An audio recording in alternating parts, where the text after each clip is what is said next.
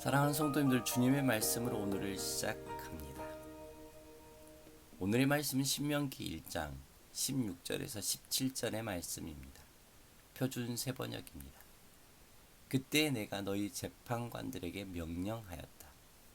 너희 동족 사이에 소송이 있거든 잘 듣고 공정하게 재판하여라. 동족 사이에서만이 아니라 동족과 외국인 사이의 소송에서도 그렇게 하여라. 재판은 하나님께 속한 것이니 재판을 할 때에는 어느 한쪽 말만을 들으면 안 된다. 말할 기회는 세력이 있는 사람에게나 없는 사람에게나 똑같이 주어야 한다. 어떤 사람 앞에서도 두려워하지 말아라. 그리고 너희가 판단하기 어려운 것이 있거든 나에게로 가져오너라. 내가 들어보겠다. 오늘의 핵심은 재판할 때입니다.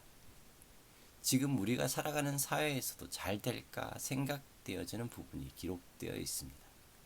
어떤 것이 있는지 살펴볼까요? 재판할 때.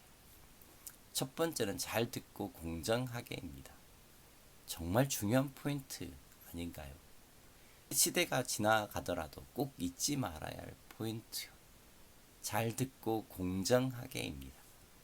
우리의 삶의 일상의 대화에도 적용해 보아도 좋을 것 같습니다.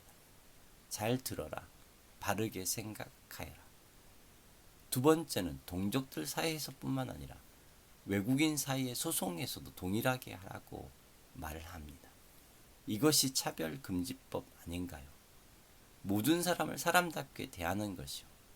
한쪽 말만 들어야 하는 상황이 아니라 말할 기회를 똑같이 주는 것이요. 잘 듣는 것 안에 배려가 있지 않을까요? 말할 기회를 주는 것 안에 배려가 있지 않을까요? 똑같이요.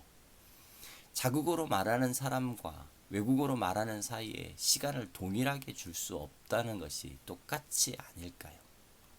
잘 듣고 충분히 표현하기 위해서는 외국어로 말하는 사람에게 더 귀를 기울여야 하는 것이 똑같이 아니겠냐고요. 이것이 서로를 향한 배려이고 함께 살아가는 모습입니다. 마지막으로 재판이 어려울 때는 모세에게 가져오라고 이야기합니다.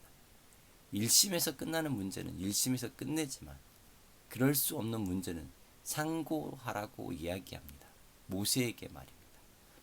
광야의 길을 가고 있는 하나님의 백성에게 주어진 것입니다. 이 모든 일의 근거는 재판은 하나님께 속한 것이기 때문입니다. 재판은 하나님께 속한 것이기 때문입니다. 우리를 통해 하나님의 것이 이 땅에 흐르길 소망해야 합니다. 오늘 우리의 삶을 통해 하나님의 공의와 정의를 이 땅에 흘려보내고 있는지 우리는 살펴보아야 합니다. 이 시간 함께 기도하겠습니다. 주님, 우리의 마음을 가장 잘 알고 계심을 압니다.